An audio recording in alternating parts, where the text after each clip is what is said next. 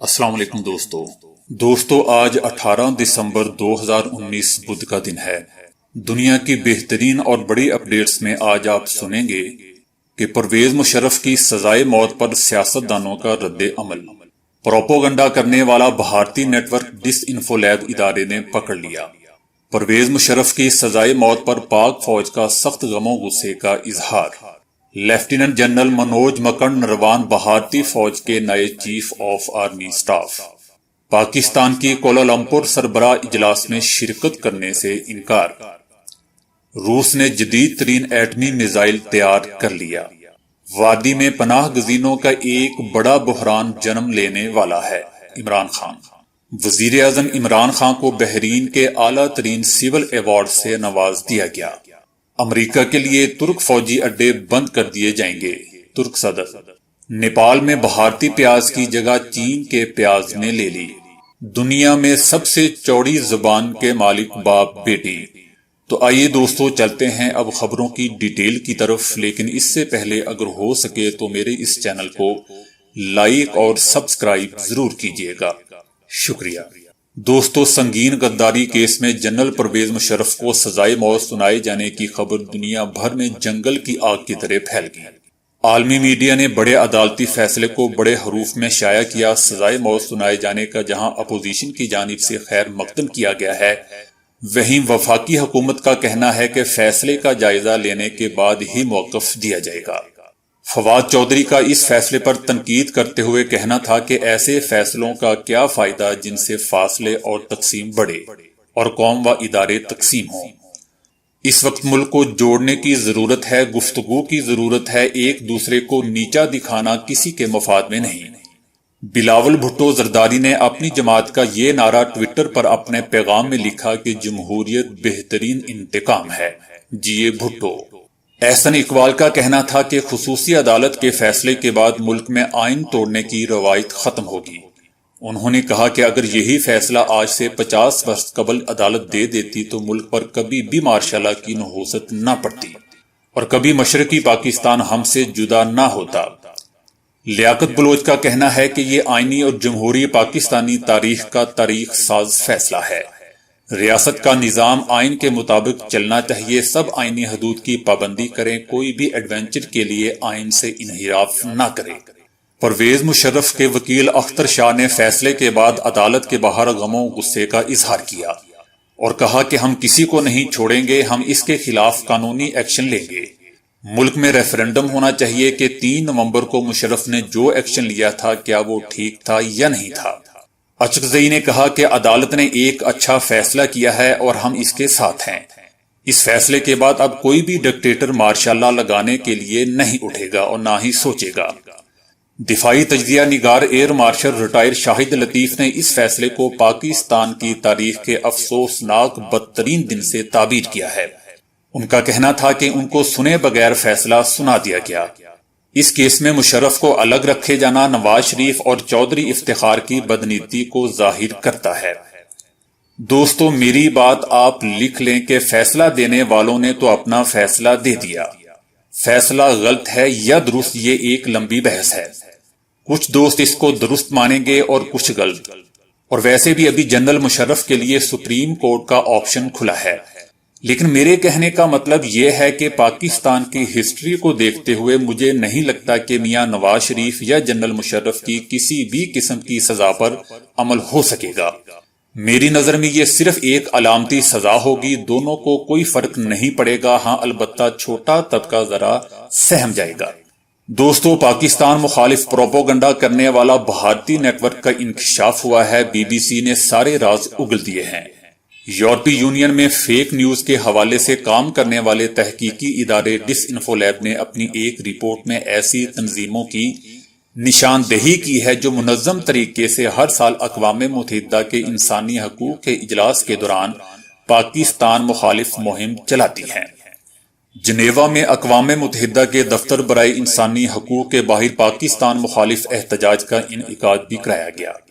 تحقیق کے مطابق اس نیٹ ورک کی 250 سے زائد فیک ویب سائٹ سامنے آئی ہیں جو پرانے اور غیر فعال یا جعلی نام والے اخبارات سے انڈین بیانیے کی حمایت والی خبریں شائع کر رہے تھے۔ نیوز ویب سائٹس اور این جی اوز کے دفاتر کے دیے گئے نمبرز اور ان کی ویب سرور سے معلوم ہوا ہے کہ بھارت کا ایک کاروباری گروپ اس نیٹ ورک کی سربراہی کر رہا تھا۔ EU ڈس انفو لیب کی تحقیق میں ایک نام جو بار بار سامنے آیا ہے وہ مارٹی شرما ہے۔ یورپی اکنامک اینڈ سوشل کمیٹی میں برطانوی ممبر مارٹی شرما نے یورپی پارلیمان کے اس وقت کے سربراہ انٹونیو تاجانی کو خط لکھا تھا کہ پاکستان کو تجارت کے لیے دی گئی خصوصی رعایات واپس لی جائیں۔ گزشتہ ماہ EU ڈس انفو لیب نے انکشاف کیا تھا کہ دنیا کے 65 سے زائد ممالک میں 260 سے زائد ایسی فیک نیوز ویب سائٹ ہیں جو انڈیا کے مفاد میں یورپی یونین اور اقوام متحدہ پر اثر انداز ہونے کے لیے بنائی گئی ہیں، جو بارہا پاکستان پر تنقید کرنے میں مصروف ہیں۔ دوستو، ادھر پاکستان میں پاک فوج نے سابق army chief general Pervez Musharraf کے خلاف خصوصی عدالت کے فیصلے پر سخت غم و غصے کا اظہار کیا ہے۔ ترجمان افواج پاکستان کی جانب سے جاری بیانیے میں کہا گیا ہے کہ خصوصی عدالت کے فیصلے پر افواج پاکستان میں شدید غم و غصہ اور اضطراب پایا جاتا ہے۔ General Pervez Musharraf army chief, chairman joint chief of staff committee اور صدر پاکستان رہے ہیں۔ انہوں نے 40 سال سے زیادہ پاکستان کی خدمت کی ہے اور ملک کے دفاع کے لیے جنگیں بھی لڑی ہیں۔ ترجمان افواج پاکستان نے بیان میں کہا ہے کہ جنرل پرویز مشرف کسی صورت بھی غدار نہیں ہو سکتے۔ کیس میں آئینی اور قانونی تقاضے پورے نہیں کیے گئے، جبکہ پرویز مشرف کو اپنے دفاع کا بنیادی حق بھی نہیں دیا گیا۔ DGISPR میجر جنرل آصف غفور نے بیان میں کہا کہ عدالتی کارروائی شخصی بنیاد پر کی گئی، جبکہ کیس کو اجرت میں نپٹایا گیا ہے۔ دوستو، میں ایک بات جانتا ہوں کہ افواج پاکستان اپنے جنرل سے بہت ہمدردی اور پیار کرتی ہے اور وہ اپنے جنرل کو کبھی غدار ڈکلیئر نہیں ہونے دے گی۔ یہ ہے ریالٹی۔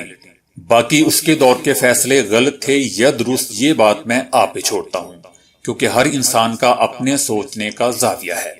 دوستو، ادھر بھارت میں لیفٹیننٹ جنرل منوج نروان بھارتی فوج کے نئے چیف آف آرمی سٹاف ہوں گے۔ جنرل بپن راوت اس ماہ 31 دسمبر کو ریٹائر ہو جائیں گے۔ بھارتی میڈیا کے مطابق بھارتی ہائی کمان نے نئے آرمی چیف کے لیے لیفٹیننٹ جنرل منوج نروان کے نام کی منظوری دے دی ہے۔ جنرل مکنڈ نروان 1 جنوری 2020 سے بھارتی فوج کی کمان سنبھال لیں گے۔ دوستو، پاکستان نے کوالالمپور سربراہ اجلاس میں شرکت کرنے سے انکار کر دیا ہے۔ شاہ محمود قریشی نے تصدیق کرتے ہوئے کہا ہے کہ عمران خان ملیشیا نہیں جا رہے اور پاکستان کسی بھی سطح پر اس سمٹ میں شرکت نہیں کرے گا۔ کوالالمپور میں پاکستان، ترکی، ایران، قطر اور انڈونیشیا کے لیڈروں کی کانفرنس ہونی ہے، جس میں وزیر اعظم عمران خان نے شرکت کرنی تھی، لیکن انہوں نے اس کانفرنس میں شرکت کرنے سے معذرت کر لی ہے۔ اجلاس میں وزیر اعظم کی نمائندگی وزیر خارجہ شاہ محمود قریشی نے شرکت کرنی تھی، لیکن وہ بھی اس اجلاس میں شرکت نہیں کر رہے۔ پاکستان مسلم امہ کو اکٹھا رکھنے کے لیے اس سمٹ میں شرکت نہیں کر رہا۔ مسلم ممالک سعودی عرب اور متحدہ عرب امارات نے اس کانفرنس پر اعتراض کیا تھا۔ دوستو، ہماری حالت اس کسان جیسی ہے جو گاؤں کے چودھریوں کا قرضہ اتارتے اتارتے بوڑھا ہو جاتا ہے اور پھر اس کی اولاد اتارتے اتارتے بوڑھی ہو جاتی ہے، قرضہ پھر بھی نہیں اترتا۔ بدقسمتی سے اس کسان کی جگہ ہمیشہ چودھریوں کی چارپائی کے پاؤں کے پاس ہی رہتی ہے۔ دوستو، میں ڈس ہارٹ ہو کر صرف یہ کہوں گا کہ اب امریکہ کی غلامی سے نکلنا اتنا آسان نہیں ہے۔ قرضہ لینے والے ہمیں پھنسا کر نکل چکے ہیں، جبکہ فوج کو گالیاں دینے اور بے عزت کرنے میں ہم سب سے آگے ہیں۔ دوستو، یہی ہے افسوسناک ریالٹی۔ بہرحال دوستو، روس نے جدید ایٹمی میزائل تیار کر لیا ہے۔ ہائپر سونک میزائل کا تجربہ بھی کر لیا گیا ہے۔ روسی فوج کے ہتھیاروں سے متعلق کمانڈر جنرل سرگی کا کہنا ہے کہ ناقابل تسخیر میزائل اس ماہ 31 دسمبر سے پہلے ملکی دفاع کے لیے نصب کر دیے جائیں گے۔ روسی کمانڈر کا کہنا تھا کہ ایون گارڈ میزائل نظام کا کامیاب تجربہ بھی کر لیا گیا ہے۔ ہائپر سونک گلائیڈ گاڑی والا میزائل شیڈول کے مطابق نصب کیا جائے گا۔ روسی صدر پیوٹن کا کہنا ہے کہ ایٹمی میزائل شہاب ثاقب کی طرح گریں گے۔ دنیا کا کوئی بھی میزائل سسٹم اسے روک نہیں سکے گا۔ دوستو، وزیر اعظم عمران خان کا کہنا ہے کہ مقبوضہ وادی میں پناہ گزینوں کا ایک بڑا بحران جنم لینے والا ہے۔ کرفیو ختم ہونے سے کیا ہوگا، دنیا کو سمجھنے کی ضرورت ہے۔ 80 لاکھ لوگوں کو نظر بند کر دیا گیا۔ لوگ گھروں اور رہنما جیلوں میں بند ہیں۔ عالمی برادری سے نوٹس لینے کی اپیل کی تھی، لیکن کسی نے نہیں سنی۔ اب دو ایٹمی طاقتوں میں تنازع کا خطرہ ہے، بے بس اور بے وسیلہ لوگوں کے مسائل کا امیر ملک ادراک نہیں کرتے۔ آسام میں 20 لاکھ افراد کو اپنی بھارتی شہریت ثابت کرنے کو کہا جا رہا ہے۔ عالمی برادری کو سوچنا چاہیے کہ دو ایٹمی طاقتوں میں کشیدگی بڑھی تو کیا ہوگا۔ بھارت مسلم اکثریت کو اقلیت میں تبدیل کرنے کی کوشش کر رہا ہے۔ اس کے علاوہ دوستو، بحرین نے وزیر اعظم عمران خان کو ملک کے اعلیٰ ترین سول ایوارڈ سے بھی نوازا ہے۔ دوستو، ادھر ترک صدر رجب طیب اردوان نے دھمکی دی ہے کہ امریکہ کی کسی بھی قسم کی پابندیوں کے جواب میں امریکہ کے لیے ترک فوجی اڈے بند کر دیے جائیں گے۔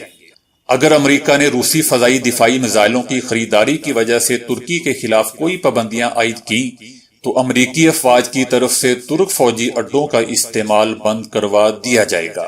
دوستو، ادھر نیپال میں بھارتی پیاز کی جگہ چین کے پیاز نے لے لی ہے۔ بھارت میں پیاز کی پیداوار متاثر ہونے کے بعد پیاز کے بحران نے اس کی برآمدات کو بھی لپیٹ میں لے لیا تھا، جس پر چین نے پیاز کی برآمدی منڈی میں اپنی بڑی جگہ بنا لی ہے۔ نیپال میں پیاز کی چین سے برآمد 100% پر آ گئی ہے، جبکہ بھارتی پیاز مکمل طور پر آؤٹ ہو چکا ہے۔ یہ پیاز مارکیٹ میں 110 سے 140 نیپالی روپیہ میں فروخت ہو رہا ہے۔ دوسری طرف سمگل شدہ بھارتی پیاز 250 روپے میں دستیاب ہے۔ نیپال نے گزشتہ مالی سال کے دوران 5.62 ارب روپے کا پیاز درآمد کیا تھا۔ دوستو، سب سے چوڑی زبان کے مالک باپ بیٹی گنیز ریکارڈ بک میں شامل ہو گئے ہیں۔ دراز زبان والوں کے بارے میں آپ نے اکثر سنا ہوگا اور دیکھا بھی ہوگا، لیکن میں آپ کو ایک ایسی باپ بیٹی کے بارے میں بتاتا ہوں جو سب سے چوڑی زبان کے مالک ہیں۔ امریکہ سے تعلق رکھنے والے 47 سالہ بیرن شلنکر اور ان کی 14 سالہ بیٹی ایملی کو Guinness book of world record میں شامل کر لیا گیا ہے۔ بیرن شلنکر کی زبان 8.6 سینٹی میٹر چوڑی ہے، جو مردوں میں سب سے زیادہ چوڑی زبان رکھنے والا شخص ہے، جبکہ خواتین میں 7.3 سینٹی میٹر چوڑی زبان کے ساتھ ایملی یہ عالمی اعزاز حاصل کر چکی ہیں۔ تاہم ان کی فیملی کے دیگر افراد، جن میں ایملی کی والدہ اور بہنیں شامل ہیں، نارمل زبان کے مالک ہیں۔ دوستو، مائنڈ نہ کیجیے گا، میں مذاق میں سوچ رہا ہوں کہ ان کا ریکارڈ توڑنے کے لیے کیا ہماری فردوس عاشق اوان صاحبہ کافی نہیں ہیں؟ کیا آپ بھی ایسا سوچ رہے ہیں؟